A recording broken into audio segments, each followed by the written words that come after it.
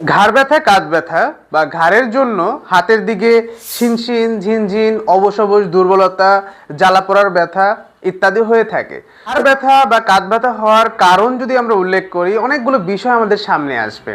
প্রথম যে বিষয়টা আমাদের সামনে আসবে, দীর্ঘক্ষণ বসে থাকা। আমরা যারা অফিসে জব করি, ব্যাংক জব হতে পারে, কর্পোরেট জব হতে পারে, দীর্ঘক্ষণ ধরে কম্পিউটারের সামনে বা বসে থেকে কাজ করার ফলে আমাদের মাংসপেশিগুলো শক্ত হয়ে যায়। অনেক দিন হওয়ার পর একটা সময় পর ঘাড় কোলাপস করে বা ঘাড়ের ব্যথা তৈরি হয়। এছাড়া দীর্ঘক্ষণ যাবত যারা মোবাইল ইউজ করেন তাদের এই ধরনের সমস্যা হতে পারে। এরা বাচ্চা থেকে বয়স্ক সবাই এই ধরনের সমস্যায় পড়ছেন। এছাড়া ক্ষয়জনিত সমস্যা, আঘাতজনিত সমস্যা, এছাড়া যারা জিম করেন বা ব্যায়াম করেন তাদের ভারোত্তোলনের সময় সমস্যা হতে পারে। মাংসপেশি শক্ত হয়ে যাওয়া, ডিস্ক প্রোলাপস বা সিআইডিপি আমরা যেটাকে বলি, এটা অন্যতম কারণ ঘাড় ব্যথা হওয়ার। তো ঘাড় ব্যথা হওয়ার কারণ যাই হোক না কেন, সঠিকভাবে রোগ নিরূপণ করলে এবং তার অ্যাসেসমেন্ট ডায়াগনোসিসের পরে আমরা যে তাকে ফাইন্ড আউটটা করি, তার পরবর্তী স্টেজে যে চিকিৎসা করা হয় সেটা যদি সঠিকভাবে করা হয়, রোগী নিশ্চিত সুস্থ হবে। অশেষ রহমত যে আপনার সেবায় আমি ধরেন দুই আমি নাটোরের থেকে আইসি, আসার আগে আমার 2 মাস